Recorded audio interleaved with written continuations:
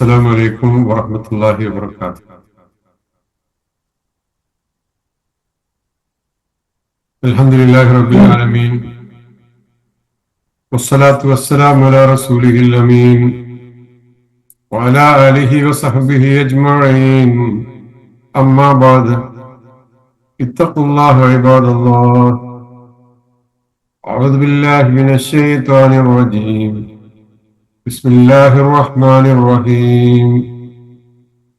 ويسألونك عن الجبال فقل ينسفها ربي نسفا فيذرها قاعا صفصفا لا ترى فيها عوجا ولا أمتا يومئذ يتبعون الداعي لا عوج له وخشعت الأصوات للرحمن فلا تسمع إلا همسا.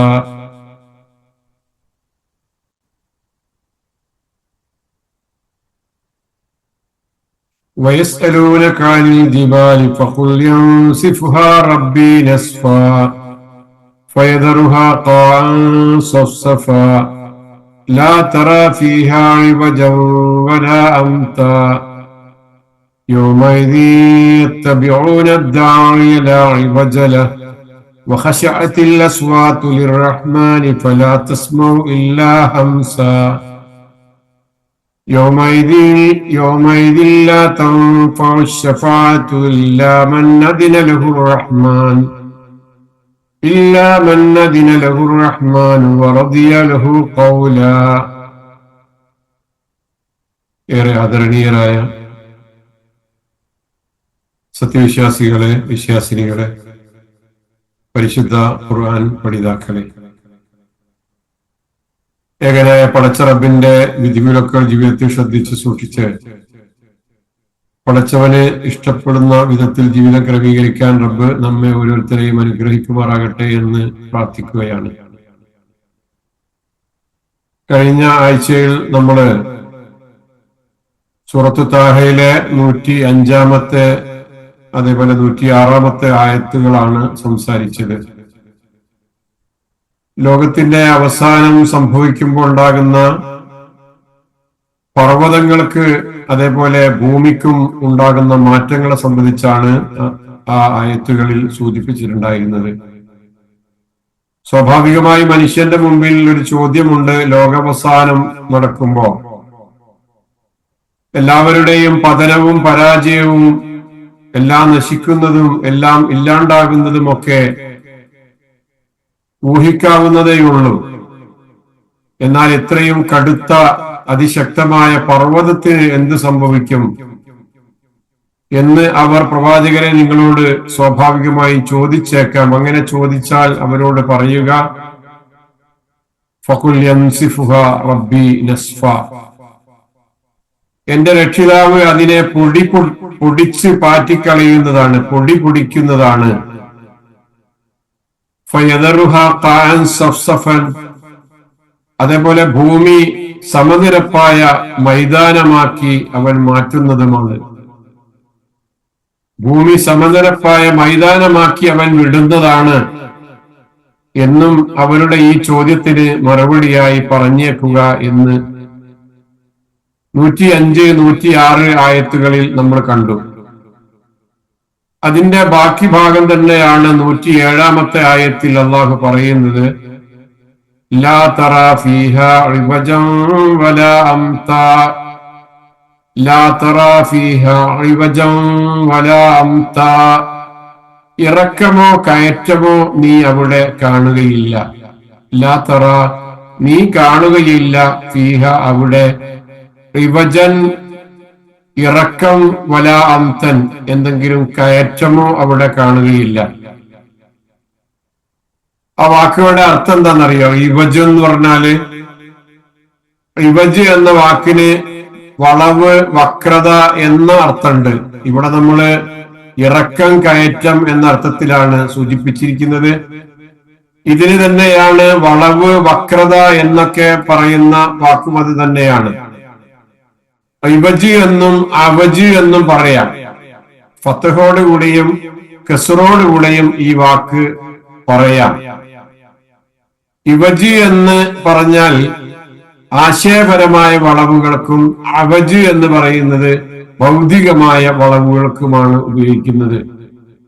ആശയപരമായിട്ടുള്ള വക്രതയും വളവിനും പറയുന്നതിന് ഇവജ് എന്നും, അതിന് ഫതഹ് കൊടുത്തുകൊണ്ട് അവജ് എന്ന് പറയുന്നത് ഭൗതികമായ വളവുകൾക്കുമാണ് ഉപയോഗിക്കുന്നത്. ഒരു ചോദ്യം ഉണ്ടാകും, ഭൂമി ഒരു ഭൗതിക വസ്തുവായിരിക്കെ എങ്ങനെയാണ് ഇവജ് എന്ന് കസർ ഉപയോഗിച്ച് പറഞ്ഞിരിക്കുന്നത്?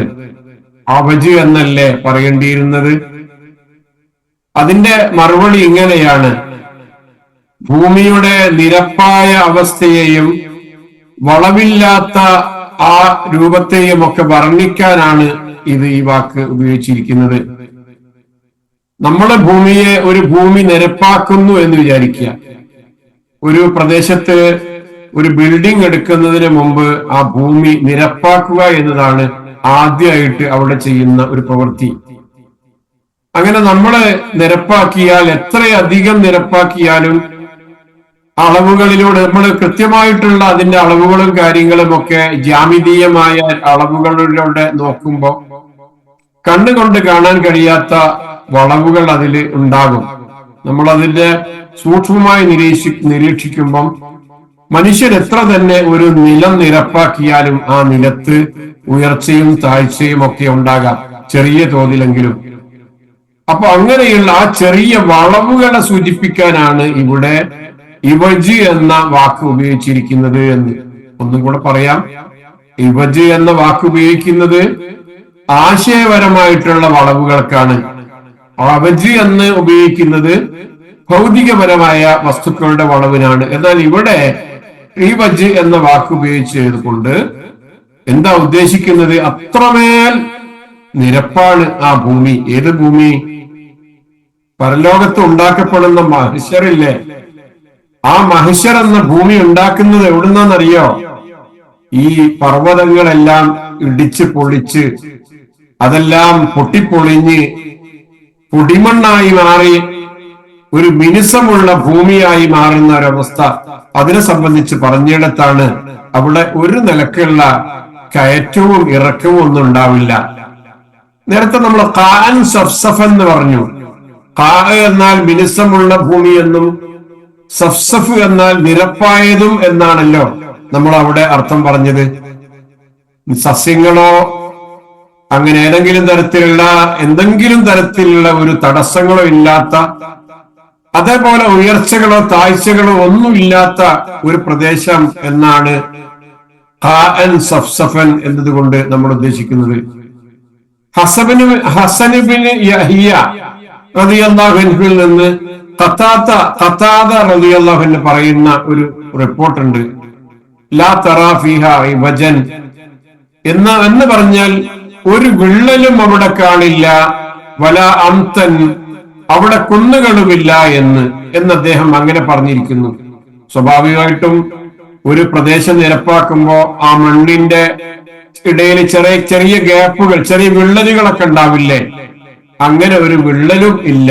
അപ്പൊ എന്ന് പറഞ്ഞാൽ മിനുസമുള്ള നിരപ്പായ ഒരു ഭൂമിയാണത്. അവിടെ ഉയർച്ചയോ താഴ്ചയോ ഒന്നും തന്നെ ഇല്ല. വളരെ കൃത്യമാണ്.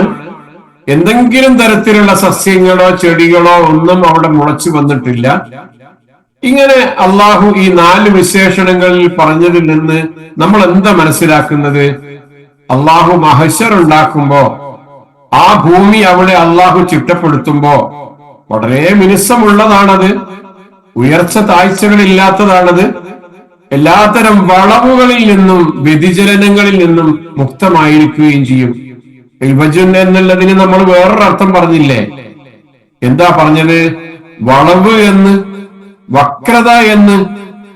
അപ്പൊ ഈ ഭൂമി എവിടെയെങ്കിലും വളഞ്ഞു തിരിഞ്ഞതല്ല, ഒരു നേരെയുള്ള ഒരു ഭൂമിയാണ്. ഒരു ഭാഗത്ത് നിന്ന് നോക്കിയാൽ അടുത്ത ഭാഗത്തേക്ക് കാണാൻ പറ്റാവുന്ന വിധത്തിൽ കൃത്യമായി മനുഷ്യരുടെ മുമ്പിൽ ഉണ്ടാക്കപ്പെടുന്ന ഒരു ഭൂമിയാണ്. എന്തിനാണ് അവിടെ അങ്ങനെ ഒരു സംവിധാനം? എല്ലാവരും ഒരേ പ്രായത്തിലാണ് വരുന്നത്, എല്ലാവരും ഒരേ വലിപ്പത്തിലാണ് വരുന്നത്. ലോകത്ത് 1-ാം തീയതി മുതൽ അവസാനം വരെ ജീവിച്ച് മരിച്ചുപോയ എല്ലാ ആളുകളും അവിടെയുണ്ട്. അവരെല്ലാവരും കൂടെ ഒരുമിച്ച് കൂടുന്ന ഒരു ഒരു ഒരു മൈതാനമാണ് ഈ മഹശ്ശർ എന്ന് പറയുന്നത്. അള്ളാഹു ഈ മൈതാനം ഉണ്ടാക്കുന്ന രൂപം പറഞ്ഞ് കണ്ടില്ലേ? എത്ര കൃത്യമാണെന്ന് നോക്കൂ, നിങ്ങളൊന്ന് ആലോചിച്ച് നോക്കൂ. അവിടെ കൂടി നിൽക്കുന്ന ആളുകൾ ആരാണെന്ന് അവർ ഇന്ന ഭാഗത്തുണ്ട്. നമ്മൾ കഴിഞ്ഞ ദിവസം പറഞ്ഞതുപോലെ ഞാൻ ഇന്ന ഭാഗത്തുണ്ട് എന്ന് മറ്റാരോടെങ്കിലും പറയാനോ ബോധ്യപ്പെടുത്താനോ പറ്റാത്ത വിധത്തിൽ ഒരാളും തമ്മിൽ ഒരു വ്യത്യാസവും ഇല്ലാത്ത രൂപത്തിലാണ് അവിടെ ഒരുമിച്ച് കൂട്ടപ്പെടുന്നത് എന്നാണ്. ഒരു ഭാഗത്ത് നിന്ന് ഇനി അവിടെ നടക്കാൻ പോകുന്ന ഒരു സംഗതി ഉണ്ട്. അതും കൂടെ പറയുമ്പോ കുറെ കൂടെ വ്യക്തമായി. എന്താ അത്? അവിടെ ഒരു വിളിയാളം ഉണ്ട്, ഒരു ശബ്ദമുണ്ട്, അവിടെ ഒരു കാര്യം വിളിച്ചു പറയുന്നുണ്ട്. അവിടെ ആ വിളിച്ചു പറയുമ്പോ എല്ലാവരും അത് കേൾക്കണം. വളവും തിരിവും ഉണ്ടെങ്കിൽ ആ ശബ്ദം നേരെ എല്ലാ ആളുകളുടെയും അടുക്കിലേക്ക് എത്തിക്കോണമെന്നില്ല.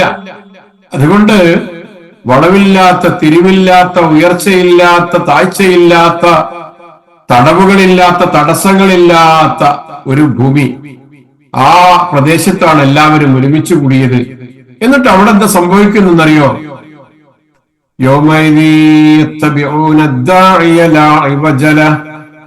وخشعت الأصوات للرحمن فلا تسمع إلا همسا يومئذ يتبعون الداعي لا عوج له وخشعت الأصوات للرحمن فلا تسمع إلا همسا.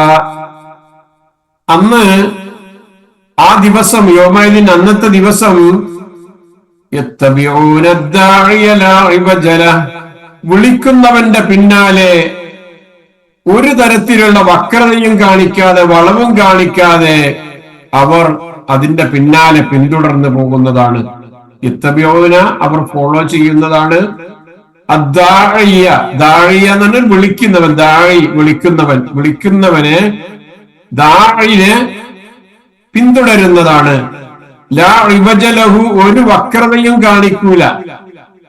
വഖശഅത്തിൽ അസ്വാതു ലിർറഹ്മാൻ, അന്ന് എല്ലാ ശബ്ദങ്ങളും റഹ്മാനായ റബ്ബിന് കീഴടങ്ങുന്നതാണ്, കീഴടങ്ങുന്നതാണ്. ഖശഅ, കീഴടങ്ങി. അൽ അസ്വാത്തു, സൗത്തുകളൊക്കെ, ശബ്ദങ്ങളൊക്കെ, ലിർറഹ്മാൻ, പരമകാരുണികനായ റഹ്മാനായ അള്ളാഹുവിന്. ഫലാ തസ്മഉ ഇല്ലാ ഹംസാ, അവിടെ അത്രയും ആളുകൾ ഒരുമിച്ച് കൂടിയിട്ട് ലോകത്തുള്ള മുഴുവൻ മനുഷ്യരും, ജീവിച്ച് മരിച്ചുപോയ മുഴുവൻ മനുഷ്യരും ഒരുമിച്ച് കൂടിയ ആ മൈതാനത്ത് ഒരു നേർത്ത ശബ്ദമല്ലാതെ മറ്റൊന്നും അവിടെ കേൾക്കില്ല. ബഹളങ്ങളില്ല, ഒച്ചപ്പാടുകളില്ല. ഇല്ലാ ഹംസൻ, ഹംസൻ എന്ന ഒരു നേർത്ത ശബ്ദമല്ലാതെ അവിടെ കേൾക്കുകയില്ല. യഥാർത്ഥത്തിൽ ഈ സൂറത്ത് തെരഞ്ഞെടുക്കാനുള്ള കാരണം എന്ന് പറയുന്നത്, ഒരിക്കല് ഈ നമ്മുടെ നിസ്കരിക്കുന്ന തൊട്ടടുത്ത പള്ളിയിൽ നിന്ന് ഇമാമ് ഈ ആയത്ത് ഓതിയപ്പോ ഈ വാക്ക് എനിക്ക് അറിഞ്ഞുകൂടായിരുന്നു. അപ്പൊ അത് ആ വാക്കിന്റെ ഹംസൻ എന്ന വാക്ക് പഠിക്കാനുള്ള ഒരു താല്പര്യത്തിന്റെ പേരിലാണ് ഈ ഒരു സൂറത്തിലേക്ക് കടന്നു വന്നിട്ടുള്ളത് എന്ന് സന്ദർഭോചിതം പറയാണ്. നോക്കൂ നിങ്ങൾ, ഒരു ശബ്ദമില്ല, ശബ്ദങ്ങൾ കീഴടങ്ങിയിരിക്കുന്നു. റഹ്മാനായ റബ്ബിന് ശബ്ദങ്ങൾ കീഴടങ്ങിയിരിക്കുന്നു. മനുഷ്യൻ കീഴടങ്ങിയെന്നല്ല, മനുഷ്യന്റെ വായ കീഴടങ്ങിയെന്നല്ല. പിന്നെന്താ പറഞ്ഞത്? ശബ്ദങ്ങൾ കീഴടങ്ങി എന്നാണ്. മനുഷ്യനായിട്ടുള്ള ബന്ധമല്ല, മനുഷ്യനായിട്ട് ബന്ധപ്പെടുത്തിക്കൊണ്ടല്ല പറഞ്ഞത്. ആ ശബ്ദങ്ങൾ പോലും അള്ളാഹുവിന് കീഴടങ്ങിയിരിക്കുക. പുറത്തേക്ക് വരൂല, ഒച്ച പൊന്തിക്കാൻ കഴിയില്ല, ഒച്ച വെക്കാൻ കഴിയില്ല, ഒച്ച മുന്നോട്ട് പുറത്തേക്ക് വരില്ല. പിന്നെന്താ അവിടെ കേൾക്കുന്നത്? ഒരു നേർത്ത ശബ്ദം. ആ നേർത്ത ശബ്ദത്തിന്, ഹംസൻ എന്നുള്ളതിന്, നമ്മള് ശ്വാസം അയക്കുമുണ്ടാകുന്ന, മൂക്കിലുണ്ടാകുന്ന ചെറിയ ശബ്ദല്ലേ, അങ്ങനെ വേണമെങ്കിൽ പറയാം. മെല്ലെ പേടിച്ച് വിറച്ച്, അങ്ങനെ ആരും നമ്മുടെ നടന്നു പോകുന്ന ശബ്ദം കേൾക്കരുത് എന്ന അടിസ്ഥാനത്തിൽ നമ്മൾ ഇങ്ങനെ ഒരു വഴിയിലൂടെ നടന്നു പോകുമ്പോ കരിയിലയിൽ ചവിട്ടാതിരിക്കാൻ, ശബ്ദമുണ്ടാകുന്ന ഒരു സംഗതികളിലും കാലുവെക്കാതെ അങ്ങനെ മുന്നോട്ട് പോകാൻ വേണ്ടി ശ്രമിച്ചുകൊണ്ട് വളരെ പതുക്കെ നടന്നു പോകുമ്പോ ആ ഉണ്ടാകാവുന്ന ഒരു നേർത്ത ശബ്ദല്ലേ, അങ്ങനെ നടന്നു പോകുമ്പോണ്ടാകുന്ന വളരെ ആ പതുക്കെയുള്ള ശബ്ദമില്ലേ, ഒന്നുകിൽ അങ്ങനെ വേണം പറയാം, കാലടികൾ വെക്കുമ്പോണ്ടാകുന്ന നേർത്ത ശബ്ദം, അല്ലെങ്കിൽ ശ്വാസം അയക്കുമ്പോൾ ഉണ്ടാകാവുന്ന ആ ഒരു ചെറിയ നിശ്വാസത്തിന്റെ ആ ഒരു ചെറിയ സംഗതി, അതല്ലാതെ ആ നേർത്ത ശബ്ദമല്ലാതെ അവിടെ മറ്റൊന്നും തന്നെ കേൾക്കുന്നില്ല. ശബ്ദങ്ങൾ പോലും അടങ്ങിയിരിക്കുകയാണ്, ശബ്ദങ്ങൾ പുറത്തേക്ക് വരുന്നില്ല. മനുഷ്യർ സംസാരിക്കണമെന്നുണ്ടായാലും അവരെ സംബന്ധിച്ചിടത്തോളം അവരുടെ സംസാരം, അവരുടെ ശബ്ദങ്ങൾ പുറത്തേക്ക് വരികയില്ല എന്നാണ് ഈ ആയത്ത് പഠിപ്പിക്കുന്നത്. ഈ ആയത്തിലുള്ള വാക്കുകൾ എന്താ? യത്തബിഊന, ഇത്തബഅ യത്തബിഉ ഇത്തിബാഉൻ, അവർ പിന്തുടരുന്നു. ഖശഅത്ത്, ഖശഅ യഖ്ശഉ ഖുശൂഉൻ, താഴ്മ കാണിച്ചു, അടങ്ങി നിശബ്ദമായി. നമസ്കാരത്തിലുള്ള ഭക്തിക്ക് നമ്മൾ ഖശഅ എന്ന് പറയാറുണ്ടല്ലോ, ഖുശൂ വേണമെന്ന് പറയാറുണ്ടല്ലോ. അതിന്റെ വാക്ക് തസ്മഉ, സമിഅ യസ്മഉ എന്നുള്ള വാക്കാണ് അതിൽ വന്നിരിക്കുന്നതാണ്. അപ്പൊ ഇതിലുള്ള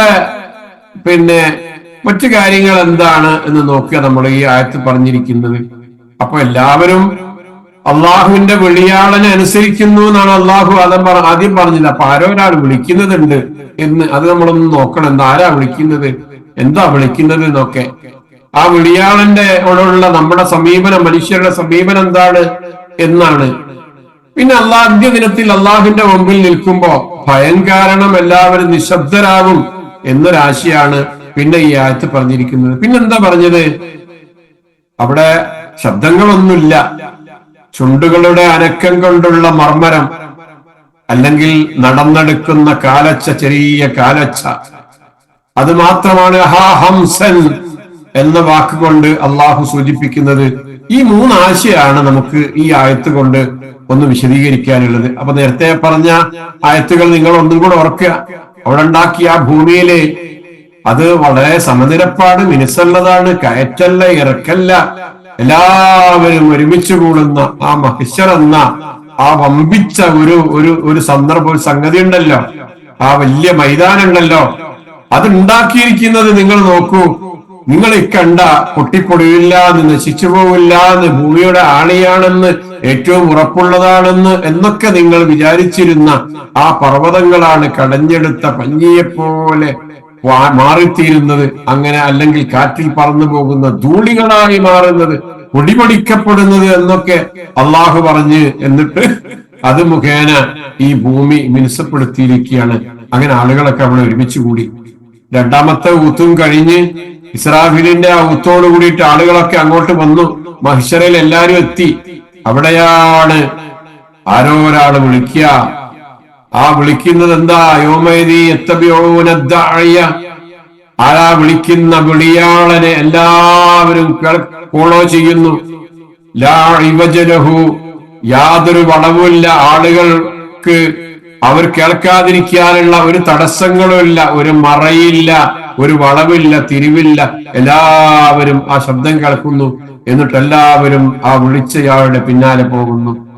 നമ്മൾ സാധാരണ ദാഴി എന്ന് പറയാറുണ്ടല്ലോ, ദാഴി എന്ന് പറയുന്നത്. അത് ഏതൊക്കെ സന്ദർഭങ്ങളിലാണ് ഖുർആനിൽ വന്നത്, എന്തൊക്കെ വിഷയങ്ങളിലാണ് ഈ ദാഴി എന്ന പദം, ദാഴിയൻ എന്ന പദം പറഞ്ഞിരിക്കുന്നത് എന്ന് നോക്കൂ.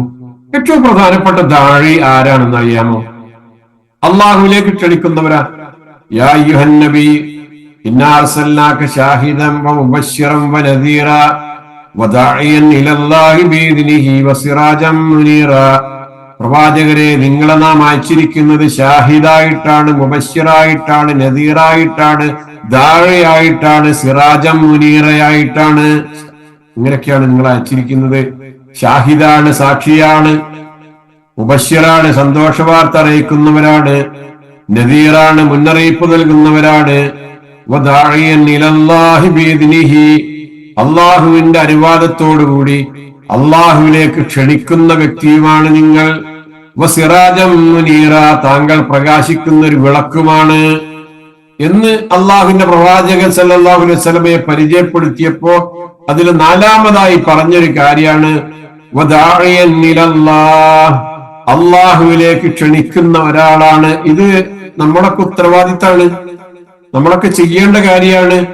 വദാഇയൻ ഇലല്ലാഹ്, അള്ളാഹുവിലേക്ക് ക്ഷണിക്കുന്നവരാകണം. അതാണ് പ്രവാചകരെ നിങ്ങളുടെ പ്രത്യേകത എന്ന് പറയുമ്പോ അതാണ് ഈ ഉമ്മത്തിന്റെ പ്രത്യേകത. ഈ ഉമ്മത്തിലുള്ള പ്രവാചകൻ സല്ലല്ലാഹു അലൈഹി വസല്ലമയുടെ പിൻഗാമികളായിട്ട് വരുന്ന ആളുകളുടെ പ്രത്യേകത എന്ന് പറയുന്നത് അതാണ് എന്ന് മനസ്സിലാക്കുക. പിന്നെ ആരാ ദാഴി? ദാഴി എന്ന് പറഞ്ഞ എല്ലാ പ്രവാചകന്മാരും അള്ളാഹുവിലേക്ക് ക്ഷണിക്കുന്നവരാണ്. പിന്നെ ആരാളുള്ളത്? പണ്ഡിതന്മാരും പ്രബോധകന്മാരും ദാഴിയാണ്, അള്ളാഹുവിലേക്ക് ക്ഷണിക്കുന്നവരാണ്. വേറൊരു ദാഴിയുണ്ട്, അതെന്താണെന്നറിയോ? ഓരോ ദിവസവും മുഴങ്ങുന്ന ബാങ്കിന്റെ അലയടികൾ,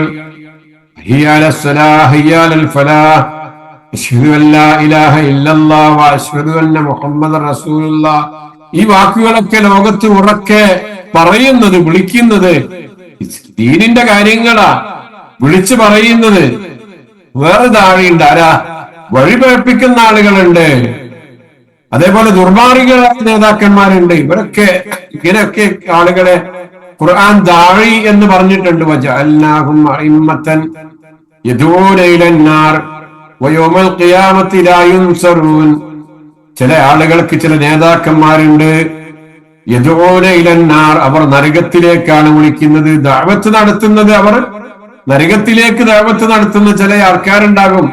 വയൗമൽ ഖിയാമത്തി ലാ യുൻസറൂൻ, പരലോകത്ത് വന്നാൽ ഈ നേതാക്കന്മാർ തങ്ങളുടെ അനുയായികൾക്ക് വേണ്ടി യാതൊരു തരത്തിലുള്ള സഹായവും ചെയ്യുകയുമില്ല. അങ്ങനെ കുറെ ദാഴികളുണ്ട്. വേറെ ചില ദാഴികളെ നമുക്ക് ഈ ലോകത്തെ പരിചയമുണ്ട്. അതും കൂടെ പറയുന്നത് എന്തിനാണെന്നറിയോ? പരലോകത്ത് ഈ ദാഴി വിളിക്കുമ്പോൾ പരലോകത്ത് വരുമ്പോ ഉണ്ട്, അവിടെ ഉണ്ട് ഒരു ദാഴി എന്ന് നമ്മളെ ബോധ്യപ്പെടുത്താനാ. കോടതിയിൽ ചില ഉദ്യോഗസ്ഥന്മാരെ നമ്മൾ കാണാറില്ലേ? പ്രതികളായിട്ടുള്ള ആളുകളുടെ പേര് വിളിച്ചിട്ട് വിചാരണ വേദിയിലേക്ക്, ആ കൂട്ടിലേക്ക് വിളിച്ചു കയറ്റുന്ന ആളുകളെ നമ്മൾ കണ്ടിട്ടില്ലേ? ഇന്നവന്റെ മകനെ എന്ന് വിളിക്കാറില്ലേ? അങ്ങനെ വിളിച്ചിട്ട് ആ പേര് വിളിച്ചിട്ടാണല്ലോ കുറ്റവിചാരണയ്ക്ക് വേണ്ടിയിട്ട് ഹാജരാകാൻ ആവശ്യപ്പെടുന്നത്. അതേപോലെ പരലോകത്ത് വിചാരണ മൈതാനത്തേക്ക്, മഹിശറിലേക്ക് ജനങ്ങളെ വിളിച്ചു വരുത്താൻ അള്ളാഹു ഒരാളെ ഏർപ്പെടുത്തിയിട്ടുണ്ട്. അദ്ദേഹമാണ് അദ്ദാഴി എന്നറിയപ്പെടുന്നത്. മനസ്സിലായോ? ഈ ദാഴി ആരാണ്? ഈ ലോകത്ത് വെച്ച് നമ്മൾ കാണുന്ന കോടതികളിൽ കേസുകളിൽ അകപ്പെട്ട പ്രതികളെ ഓരോരുത്തരായി പേര് വിളിച്ചുകൊണ്ട്, അയാളുടെ കുടുംബ പേരും അദ്ദേഹത്തിന്റെ ബാപ്പാന്റെ പേരും ഒക്കെ വിളിച്ചുകൊണ്ട് ആ വിചാരണ വേദിയിലേക്ക് ഹാജരാകാൻ വേണ്ടി ആവശ്യപ്പെടുന്നു. അതേപോലെ പരലോകത്തും ഇങ്ങനെയുള്ള മനുഷ്യരെ നിങ്ങളെ അള്ളാഹുവിന്റെ ആ മൈതാനത്തേക്ക്, ആ മഹ്ശറയിലേക്ക് ജനങ്ങളെ എല്ലാവരെയും വിളിച്ച് ഏർപ്പെടുത്താൻ അള്ളാഹു ഒരാള് നിശ്ചയിച്ചിട്ടുണ്ട്. അതാണ്, ആ ആളാണ് ദാഴി എന്ന് പറയുന്നത്. കോടതിയിലെ വിളിക്കുന്ന ആൾക്ക് എന്താ പറയാ? എനിക്ക് ഓർമ്മയില്ല, എന്താ നിങ്ങൾക്ക് അറിയാലോ. പിന്നെ ഏതായിരുന്നാലും അതേപോലെ വിളിക്കാൻ വേണ്ടിയിട്ട് ഏർപ്പാടാക്കിയ ഒരാളുണ്ട്. അദ്ദേഹമാണ് അവരാണ് അവിടെ ആ ഉത്തരവാദപ്പെട്ട വ്യക്തിയാണ് വിളിക്കുന്നത്. കോടതിയിലെ വിളി ചിലപ്പോ കേട്ടില്ലെന്ന് നടിക്കാം, അല്ലെങ്കിൽ ഹാജരാകാതിരിക്കാം. എന്നാൽ പരലോകത്തെ ദാഴിയുടെ വിളി കേൾക്കാതിരിക്കാൻ നിർവാഹമുണ്ടോ? ലാ ഇവജലഹു, എല്ലാരും കേട്ടിട്ടുണ്ട്, ആർക്കും മാറി നിൽക്കാൻ കഴിയില്ല. ആ വിളി കേട്ടാൽ എല്ലാവരും നേരെ അങ്ങോട്ട് ചെന്നേ മതിയാകൂ. ഒരു ഭാഗത്തേക്ക് ഒഴിഞ്ഞു മാറാൻ കഴിയില്ല. ഹദീസുകളിൽ വന്നിട്ടുള്ളത് പോലെ പരലോകത്ത് ഓരോരുത്തരെയും അവരുടെ പിതാവിന്റെയും പേര് ചേർത്ത് വിളിക്കും എന്ന് പറയുന്ന ഒരു സംഗതിയുണ്ട്. എന്താ? അബൂദർദാ റളിയല്ലാഹു അൻഹു പറയുന്ന ഒരു ഹദീസിൽ ഖാല റസൂലുള്ളാഹി സ്വല്ലല്ലാഹു അലൈഹി വസല്ലം ഇന്നകും തുദഊന യൗമൽ ഖിയാമത്തി ബിഅസ്മാഇകും വഅസ്മാഇ ആബായികും ഫഅഹ്സിനു അസ്മാഅകും. പരലോകത്ത് നിങ്ങളുടെ പേരുകൾ വിളിക്കും, നിങ്ങളുടെ പിതാവിന്റെ പേരുകൾ കൂട്ടിയാണ് വിളിക്കുന്നത്. അതുകൊണ്ട് നിങ്ങളുടെ പേര് നിങ്ങൾ നന്നാക്കണേ, നല്ല പേരിടണേ. ആളുകളൊക്കെ കേൾക്കുക, നിങ്ങളുടെ പേര് വിളിക്കുമ്പോ കേൾക്കാൻ പറ്റാത്ത ഒരു പേരായിരിക്കല്ലേ. നിങ്ങളുടെ മകന്, നിങ്ങളുടെ മകൾക്കിടുന്ന പേര് ആളുകൾക്ക് കേൾക്കാൻ പറ്റാത്ത ഒരു വിധത്തിലുള്ള ഒരു പേരായിരിക്കല്ലേ, പേരായി മാറല്ലേ. അപ്പൊ നിങ്ങളിടുന്ന പേരുകളൊക്കെ നിങ്ങളുടെയും നിങ്ങളുടെ ബാപ്പാന്റെയും പേര് കൂട്ടിയിട്ട് പരലോകത്ത് വിളിക്കും. അങ്ങനെ ആ വിളിക്കുന്ന ഒരു നാളുണ്ട് എന്ന് ഒരു പ്രസിദ്ധമായ ഹദീസിൽ വന്നിട്ടുണ്ട്. വേറൊരു വിഭാഗത്തെ പ്രത്യേകം പറഞ്ഞു. വിശ്വാസവഞ്ചന കാണിക്കുന്ന ആളുകളാ. അവരുടെ പിതാവിന്റെ പേര് ചേർത്ത് പരസ്യമായിട്ടാണ് അവിടെ വിളിക്കുന്നത് എന്ന് ബുഖാരിയിലും മുസ്ലിമിലും വന്നൊരു ഹദീസിലുണ്ട്. നേരത്തെ നമ്മൾ പറഞ്ഞു പോയതാണ് പലവട്ടം ഈ ഹദീസ്. അൻ ഇബ്നു ഉമർ റളിയല്ലാഹു അൻഹുമാ അന്ന റസൂലുള്ളാഹി സ്വല്ലല്ലാഹു അലൈഹി വസല്ലം ഖാൽ ഇദാ ജമഅ അല്ലാഹുൽ അവ്വലീന വൽ ആഖിരീൻ യൗമൽ ഖിയാമ യുർഫഉ ലികുല്ലി ഖാദിരിൻ ലിവാഉൻ ഫയുഖാലു ഹാദിഹി ഖദ്റത്തു ഫുലാൻ ഇബ്നു ഫുലാൻ. പരലോകത്ത് ഉണ്ടാകുന്ന സംഭവം ഇബ്നു ഉമർ റളിയല്ലാഹു അൻഹു റിപ്പോർട്ട് ചെയ്യുന്നു. അല്ലാഹുവിന്റെ റസൂൽ സ്വല്ലല്ലാഹു അലൈഹി വസല്ലം പറയാണ്, അല്ലാഹു ആദ്യത്തെയും അവസാനത്തെയും മനുഷ്യരെ അന്ത്യനാളിൽ ഒരുമിച്ച് കൂട്ടിയാൽ ഓരോ വഞ്ചകനും വേണ്ടി ഓരോ കൊടി ഉയർത്തപ്പെടും. എന്നിട്ട് പറയപ്പെടും, ഇത് ഇന്ന ആളുടെ മകൻ ഇന്ന ആൾ ചെയ്ത വഞ്ചനയാണ് എന്ന്. ചില ആളുകളെ തിരിച്ചറിയാൻ വേണ്ടിയിട്ട് നമ്മൾ പറഞ്ഞല്ലോ, മഹ്ശറയിൽ ഒരുമിച്ച് കൂടുമ്പോ ആരാണ് എന്താണ് എന്ന് തിരിച്ചറിയാൻ പറ്റാത്ത വിധത്തിലുള്ള രൂപത്തിലാണ് എല്ലാവരും ഒരുമിച്ച് കൂടിയത്. എന്നാൽ ചില ആളുകളുടെ പിന്നാമ്പുറങ്ങളിൽ അവരുടെ പിൻഭാഗത്തായിട്ട് അവരുടെ ശരീരത്തിലെ പിൻഭാഗത്തായിട്ട് ഒരു കൊടി നാട്ടിയിട്ടുണ്ട്. ആ കൊടിയിൽ അടയാളപ്പെടുത്തിയത് എന്താണ്? ഇവൻ വഞ്ചകനാണ്, ഇവൻ ഇന്ന ആളുകളെ വഞ്ചിച്ചവനാണ്, ഇവന്റെ പേര് ഇന്നതാണ്, ഇന്ന ആളുടെ മകനാണ് ഇവൻ എന്നുവരെ രേഖപ്പെടുത്തിയ ഒരു കൊടി അവിടെ നാട്ടിയിട്ടുണ്ട്. എന്തിനാത്? നമ്മൾ പറഞ്ഞു, ഒരാളുമാരെന്ന് തിരിച്ചറിയാൻ സാധ്യമല്ലാത്ത വിധത്തിൽ പരലോകത്ത് എല്ലാവരും ഒരുമിച്ച് കൂടുന്ന സന്ദർഭത്തിൽ പക്ഷേ വഞ്ചക, ആളുകളെ ചതിച്ചവനെ, ആളുകളെ വഞ്ചിച്ചവനെ, ഒരുപാട് വിഷയങ്ങളിൽ വഞ്ചനയുമായി ഈ ലോകത്ത് നടന്നവനെ, ആളുകളുടെ മനസ്സ് വഞ്ചിച്ചവനെ, ആളുകളുടെ സ്വത്ത് വഞ്ചിച്ചവനെ, ആളുകളുടെ പലതരത്തിലുള്ള ചതി കാണിച്ചവരെ നിങ്ങളുടെ പിന്നാമ്പുറത്ത് ആ വഞ്ചനയുടെ ആ ചതിയുടെ അടയാളമായി ഒരു കൊടി നാട്ടിയിട്ടുണ്ടാകും. അങ്ങനെയുള്ള വഞ്ചകനാണ്, നിങ്ങളെ വഞ്ചിച്ച ഈ മനുഷ്യനാണ് എന്ന് മറ്റുള്ളവർക്ക് തിരിച്ചറിയാൻ പറ്റാവുന്ന വിധത്തിൽ അങ്ങനെ ഒരു കൊടി അവിടെ നാട്ടിയിട്ടുണ്ടാകുമെന്ന് പഠിപ്പിക്കുന്ന ഹദീസുണ്ട്. വലിയൊരു വിഷയ ആ ഇവജലഹു. അതൊന്ന് വേറെ വിശദീകരിക്കേണ്ടതാ, തീരുന്നു തോന്നില്ല. നമ്മുടെ ഈ സൂം പെയ്ഡല്ലാത്തതുകൊണ്ട് അധികം സമയവും ഉണ്ടാവില്ല. ഏതായിരുന്നാലും ബാക്കി കൊടുക്കുന്നതിനുള്ള 2 മിനിറ്റും കൂടെ പറഞ്ഞിട്ട് അവസാനിപ്പിക്കാം.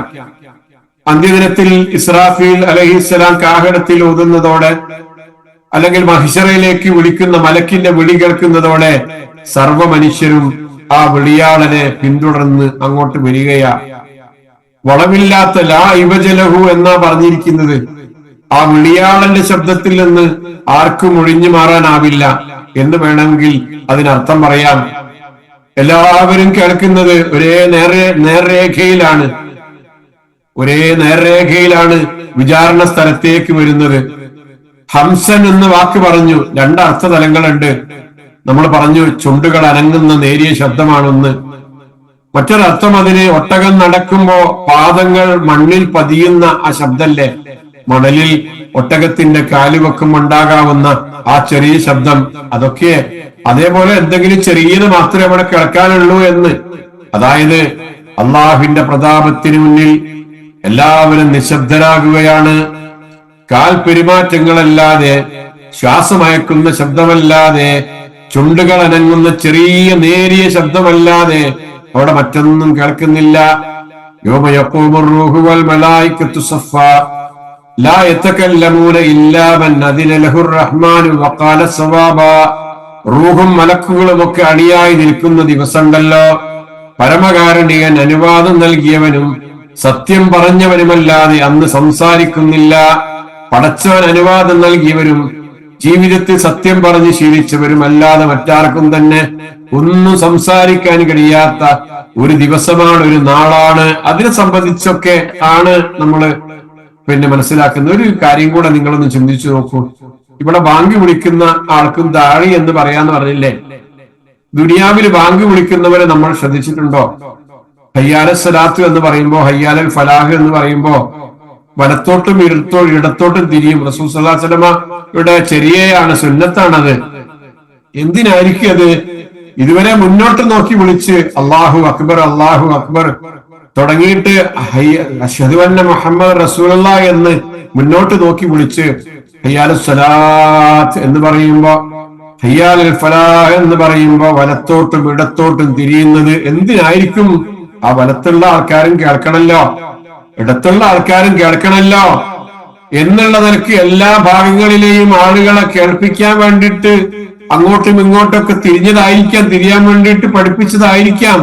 ആളുകളെ ഒരുമിച്ച് കൂട്ടാൻ വേണ്ടിയിട്ട് വലത്തോട്ടും ചിലപ്പോ ഇടത്തോട്ടും ഒക്കെ തിരിഞ്ഞ് എല്ലാ ദിശകളിലും ശബ്ദം എത്തിക്കാൻ വേണ്ടിയിട്ട് ശ്രമിച്ചതായിരിക്കും. എന്നാൽ ഇവിടെ അങ്ങനെ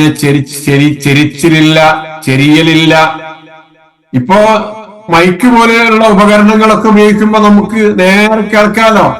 എന്നാൽ ഇവിടെ സാധാരണ സ്പീക്കർ ഒക്കെ കിട്ടുമ്പോൾ നമ്മൾ എല്ലാവരും കാണുന്ന 4 ഭാഗത്തേക്ക് സ്പീക്കർ ഉണ്ടാകും, 4 ഭാഗത്തും കേൾക്കാനാ. എന്നാ പരലോകത്ത് വിളിക്കുന്ന ഈ വിളിയാളന് എല്ലാ ഭാഗത്തേക്കും തിരിഞ്ഞു വിളിക്കേണ്ടതില്ല. അദ്ദേഹം വിളിച്ച വിളി എല്ലാവരും കേൾക്കുന്ന രൂപത്തിലാണ്, എല്ലാവരെയും കേൾക്കുന്ന രൂപത്തിലാണ്. ആ വിളിയുള്ളത് പടച്ചവനാണ്, ആ വിളിക്കാൻ ആവശ്യപ്പെട്ടത് പടച്ചവനാണ്. ആ വിളിക്കുന്ന ശബ്ദം അവിടെ എത്തിക്കുന്നത്, ആ ശബ്ദം തന്നെ എന്തെങ്കിലും തരത്തിലുള്ള വ്യതിചലനമോ കാറ്റുണ്ടായിട്ട് ശബ്ദം നേരെ പോകാതിരിക്കുക, ആളുകൾ മുഴുവൻ കേൾക്കാണ്ടിരിക്കുക, വേറെ ആൾക്കാരെ കൊച്ചുണ്ടാക്കിയിട്ട് എല്ലാവർക്കും ക്ലിയർ ആയിട്ട് എന്താ പറഞ്ഞത് എന്ന് മനസ്സിലാക്കാണ്ടിരിക്കുക, അങ്ങനൊന്നും ഉണ്ടാവില്ല. യാതൊരു വ്യതിചലനമോ ചെരിവോ ഇല്ലാതെ അവിടെ മഹ്ശറിൽ കൂടിയിരിക്കുന്ന എല്ലാ ആളുകളുടെയും ചെവിയിൽ ആ ശബ്ദമെത്തുക. എന്താണ് ഈ ദാഴി പറയുന്നത്? ആ പറച്ചിൽ എല്ലാവരും കേൾക്കുന്ന ഒരു രൂപമാണ് ഉണ്ടായിരിക്കുക എന്നുള്ളത്. ഇനിയുണ്ട് ഇതുമായിട്ട് ബന്ധപ്പെട്ടുകൊണ്ട് കുറെ പറയാൻ. ഞാനൊരു പക്ഷേ ഇവിടെ അവസാനിപ്പിക്കാൻ നല്ലതെന്ന് തോന്നുന്നു. അതിന്റെ ബാക്കിയുള്ള ഭാഗം കൂടെ പറയേണ്ടതുണ്ട്. ഇവിടെ നിർത്തുന്നു. ഈ ആയത്തിന്റെ 2ാമത് ഭാഗം ഇൻഷാ അല്ലാഹ് അടുത്ത ആഴ്ചയിൽ കേൾപ്പിക്കാം. അള്ളാഹു അനുഗ്രഹിക്കുമാറാകട്ടെ.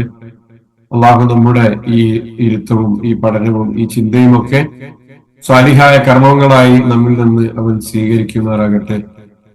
പടച്ചവന് ഞങ്ങളുടെ കാര്യങ്ങളിലെല്ലാം തന്നെ നീ റഹ്മത്തും ബർക്കത്തും നൽകുമാറാകണേ. രോഗങ്ങൾ കൊണ്ട് പ്രയാസപ്പെടുന്നവർക്ക് അവരുടെ രോഗങ്ങൾ നീ ശിഫയാക്കി കൊടുക്കുമാറാകണേ. സാമ്പത്തികമായി ബുദ്ധിമുട്ടുന്നവർക്ക് അവരുടെ എല്ലാ പ്രയാസങ്ങളും നീ ദൂരീകരിച്ചു കൊടുക്കുമാറാകണേ.